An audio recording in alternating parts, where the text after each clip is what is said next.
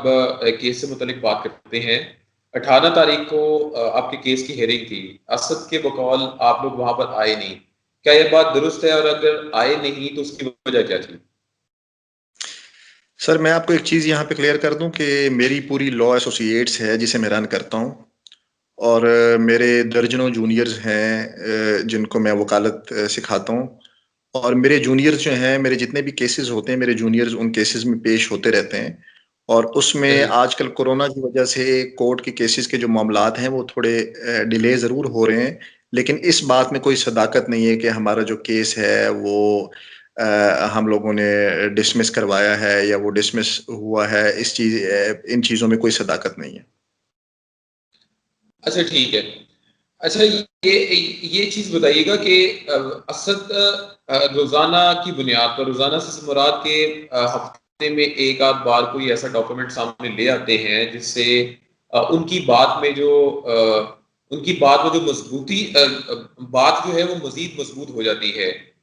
आपकी तरफ से अभी तक कोई ऐसा डॉक्यूमेंट नहीं शेयर किया गया कि जिसके जरिए लोगों को ये पता लग सके कि असद खटक साहब जो इल्जामात लगा रहे हैं वो झूठे हैं, और वीना मलिक साहिबा जहाँ पर स्टैंड कर रही हैं वो बिल्कुल दुरुस्त है। तो आपकी तरफ से ऐसा कोई डॉक्यूमेंट नहीं शेयर किया गया? वीना मलिक साहिबा इस वक्त सामने नहीं आ रही, तो लोगों के जहनों में सवालात पैदा हो रहे हैं। ना कोई डॉक्यूमेंट आप लोग लेकर आए, ना कोई वीना मलिक साहिबा सामने आ रही हैं। तो अ, इस पर जरा बताइएगा, ये यहाँ पर लूप होल क्यों है आपकी तरफ से? मोइन भाई, इसमें मैं आपको थोड़ा सा क्लियर कर दूं कि लास्ट जो हमारा इंटरव्यू हुआ था, उस इंटरव्यू में ईच एंड एवरीथिंग जो आपके साथ मैंने क्लियर की थी, उसमें ये था कि मैंने एक डॉक्यूमेंट लास्ट इंटरव्यू में एक आपको दिया था, जी जी। दिखाया था शो में। और वो जो डॉक्यूमेंट था, उस डॉक्यूमेंट में एक मैंने आपको इनका कॉन्सिलिएशन एग्रीमेंट दिखाया था। जी जी, बिल्कुल वो था, बिल्कुल आपने दिखाया था। जी, वो एक कॉन्सिलिएशन एग्रीमेंट दिखाया था। बाकी अगर इनको कोई डॉक्यूमेंट्स चाहिए तो ये दुबई इमिग्रेशन से रब्ता करें कि अगर इनको इमिग्रेशन से रिलेटेड कोई डॉक्यूमेंट्स चाहिए। बाकी ये है कि मेरे नहीं ख्याल में दुबई दुबई गवर्नमेंट जो है वो इनसे ज़्यादा समझदार है कि अगर कोई भी इलीगैलिटी बच्चों को पाकिस्तान लाने में होती तो वो बच्चों को वहीं पे रोक लेते, बच्चों को पाकिस्तान ना आने देते, और पाकिस्तानी पासपोर्ट पे जो मदर की गार्डियनशिप यहाँ पे थी, ये बात मैं समझा समझा के इनको थक गया हूँ कि माँ की गार्डियनशिप जब माँ के पास थी तो उसमें मुझे बताएं कि माँ पे एब्डक्शन की एफआईआर नहीं हो सकती, माँ पे किडनैपिंग का चार्ज नहीं लग सकता, तो माँ के लिए स्मगलिंग का वर्ड कैसे यूज हो सकता है? तो एक माँ पे आप क्वेश्चन कर रहे हैं कि वो बच्चे उसके पास क्यों हैं, या वो बच्चों को यहाँ लेके क्यों आई है। तो मेरे ख्याल में अच्छा। ये जो अच्छा, तनवीर एक भाई, चीज है, तनवीर ये भाई, मेरे लिए तो फनी है। जी जी, इसी पे बात करते हैं। आपने आपने एक एग्रीमेंट की बात की। असद से जब सवाल किया गया था कि आपका एक एग्रीमेंट 2018 में हो चुका है, तो उस पर उन्होंने जवाब दिया कि वो एग्रीमेंट बिल्कुल हुआ था, लेकिन बच्चों के साथ चूंकि गैर मर्द वहां पर रहा करते थे, तो कोर्ट ने 10 जून 2020 को जो मेरा केस था उसको मेरे हक में उसका फैसला दिया। यानी कि बच्चों की जो हवालगी है वो वालिद के सुपुर्द की गई। तो एक तो असद खटक साहब इस पर ये जवाब देते हैं, और दूसरा ये कि आप कह रहे हैं कि उन्होंने ट्रैवल किया है माँ के साथ। तो असद खटक साहब ये बात कर रहे हैं कि यूएई में जो एंट्री है वो बच्चों की यूएस पासपोर्ट पर है, और बच्चों का नाम ईसीएल में मौजूद है। तो ऐसे में वो बच्चे पाकिस्तान कैसे आ गए? ये वो सवाल उठा रहे हैं। तो लोग इसमें कंफ्यूज हुए बैठे हैं कि कौन सही है कौन गलत है। आप ही बता दीजिए, इस पर आपका वजन क्या है? अच्छा मोइन भाई, मैं इस पे आपको एक चीज, एक लीगल इसका जो एक एस्पेक्ट है वो मैं आपको बता दूं, जो शायद हमारे कुछ व्यूअर्स को ना पता हो। उसमें ये है कि बच्चों की जो मदर हैं वो पाकिस्तान नेशनल है, जो ठीक है। बच्चे हैं अमेरिकन नेशनल है। अच्छा, ये बात बिल्कुल। क्लियर हो गई। अगली बात इससे मैं आगे ये करता हूं कि बच्चे अमेरिकन नेशनल हैं, माँ पाकिस्तान नेशनल है, और ठीक। अमेरिकन जो पासपोर्ट हैं वो बाप ने दबाए हुए हैं फॉर सेक ऑफ मनी। उस उन उन पासपोर्ट्स के अगेंस्ट वो मनी डिमांड कर रहा था दुबई में कि मुझे आप पैसे दें तो ये पासपोर्ट मैं आपके हैंड ओवर करता हूँ। तो ठीक है। माँ ने ये किया कि बच्चों के पासपोर्ट्स, पाकिस्तानी पासपोर्ट्स भी थे, तो पाकिस्तानी पासपोर्ट्स पे माँ इन बच्चों को लेके पाकिस्तान आ गई। तो अच्छा। इसमें सवाल पैदा होता है कि बच्चे अगर माँ पाकिस्तान नेशनल है, बच्चे अमेरिकन नेशनल है, तो मुइन भाई आप मुझे बताएं कि बच्चों पे क्या दुबई का लॉ एप्लीकेबल होगा? आपके मुताबिक नहीं होगा? सर दुबई, देखें मैं यही बात आपको कर रहा हूं कि बच्चे अगर अमेरिकन नेशनल है, माँ पाकिस्तान नेशनल है, तो बच्चों पे या तो अमेरिका का लॉ अप्लाई होगा या या पाकिस्तान का? फिर उन पे पाकिस्तानी लॉ अप्लाई होगा। उन पे किसी थर्ड कंट्री का लॉ कैसे अप्लाई हो सकता है? अच्छा। ये एक कॉमन अच्छा, सेंस की बात है। वो वो यही क्लेम कर रहे हैं कि इनका नाम दुबई की एग्जिट कंट्रोल लिस्ट में है, दोनों बच्चों का नाम। वाकई सर जो दुबई की बच्चे हैं, वाकई ईसीएल में नाम मौजूद है?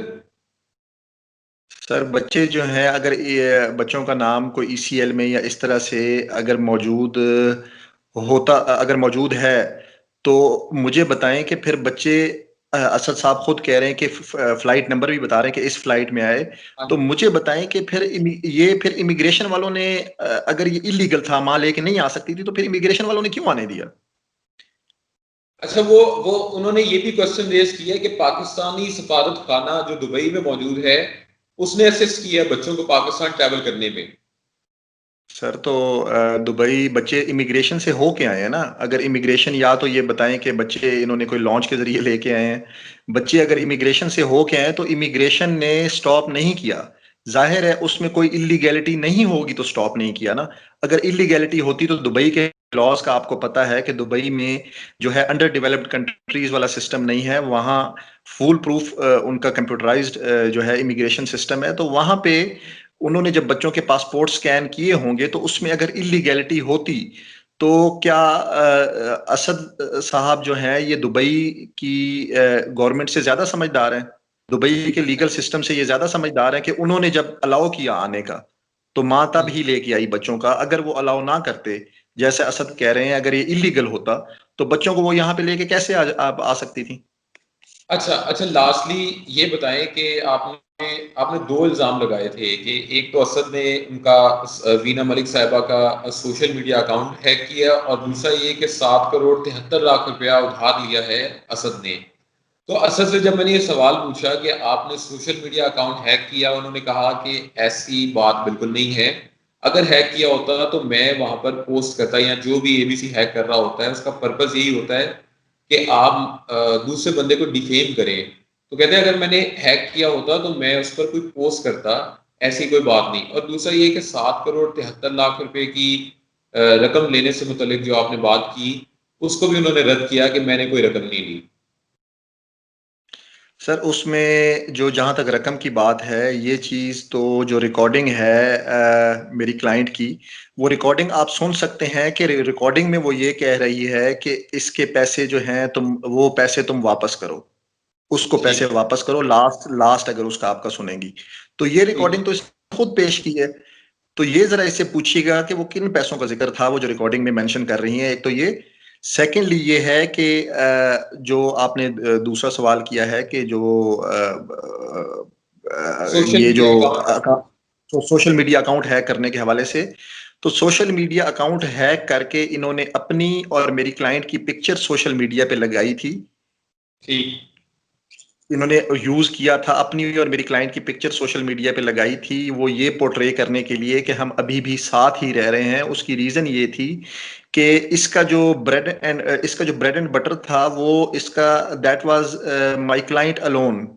तो ये जो है ये फिजिकल लॉस सफर नहीं कर सकता था, क्योंकि जब मेरी क्लाइंट का नाम इसके पास से हट गया, तो he is no more famous. इस शादी से पहले आप मुझे बताएं कि इस मौसूफ को कौन जानता था? मेरी क्लाइंट का नाम इसने यूज किया, उसके पैसे इसने यूज किए, और ये सिर्फ ये शामिल नहीं है इसमें। इसमें इनकी एक सिस्टर है, उनका नुजत उनका नाम है, दूसरी इनकी मदर है जीनत इस्लाम, वो भी फ्रॉम टाइम टू टाइम जो है वो पैसे मेरी क्लाइंट से लेती रहती थी। और वो सारे मेरी क्लाइंट के पास प्रूफ्स वगैरह, वो जो हमने कोर्ट में भी पेश किए हैं, वो प्रूफ्स हैं। और बाद में जब इन्होंने जब पैसे देने का टाइम आया, उस वो जो थी वो अमाउंट देने से मुकर गए, और मेंटेनेंस जब हमने बच्चों की उसका नोटिस इनके घर गया तो ये अमाउंट से मुकर गए। उसके बाद बच्चों का वावेला असद ने खड़ा कर दिया। तो मुझे ये बताएं कि इससे पहले जो थे बच्चे, तो बच्चों को आए हुए तो तकरीबन 3 to 4 मंथ्स हो चुके थे, तो इससे पहले इसको एक ओपनली ऑफर दी है कि आप बच्चों का खर्चा पे करें, बच्चों को आपसे मैं मिलवाता हूं, मेरी रिस्पॉन्सिबिलिटी है। तो ये उस चीज को एक्सेप्ट नहीं कर रहे। इसका मतलब है कि मामला बच्चे नहीं है, मामला उन पैसों से और कोर्ट की प्रोसीडिंग से बचना है। दूसरी चीज सर ये हो गई कि एक तो ये बात हो गई सर, दूसरी चीज ये हो गई कि इन्होंने अपने बच्चे जो हैं कोर्ट उसको देती है जो बच्चों को मेंटेन कर सके, मींस ये कि फाइनेंशियली स्टेबल हो। मोइन भाई, मौसूल से आप दो चीजें पूछ लीजिएगा। एक तो इन्होंने क्लेम किया है कि अमेरिका में इनका घर है, जैसे मैंने अपनी प्रॉपर्टी के डॉक्यूमेंट्स दिखाए, अपनी कास्ट से रिलेटेड मैंने वो चीज प्रूव की आपके प्रोग्राम में। तो ये अगर इसकी प्रॉपर्टी है तो ये उसके अमेरिकन प्रॉपर्टी का ये कोई डॉक्यूमेंट दिखा दे, जबानी कलामी लफाजी नहीं, डॉक्यूमेंट दिखा दे कि अमेरिका में कोई प्रॉपर्टी है, वो घर जो है इसके नाम पे, वो घर इसके इनके नाम पे नहीं है, इनका भाई का घर है और ये वहां पे भाई ने इन्हें रखा हुआ है।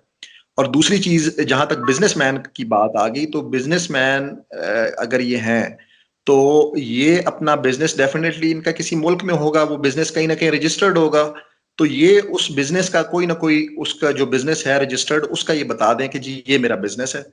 तो मुझे बताएं कि ये बच्चों की मेंटेनेंस के पैसे अगर इनके पास नहीं है, कि बच्चों की मेंटेनेंस के पैसे नहीं है, तो मुझे बताएं कि ये बच्चे जो है ये बच्चों को कहां से खिलाएगा। ठीक है, चलें, ये कोशिश करूंगा कि इन सवालों का जवाब असद खड़क साहब से भी लिया जाए। तो आपका बहुत शुक्रिया, आपने अपना कीमती वक्त दिया। तो व्यूअर्स, इस वीडियो से मुतालिक अपने ख्यालात का इज़हार आप कमेंट सेक्शन में जरूर कीजिएगा। बहुत शुक्रिया। Thank you so much Moin भाई, थैंक यू।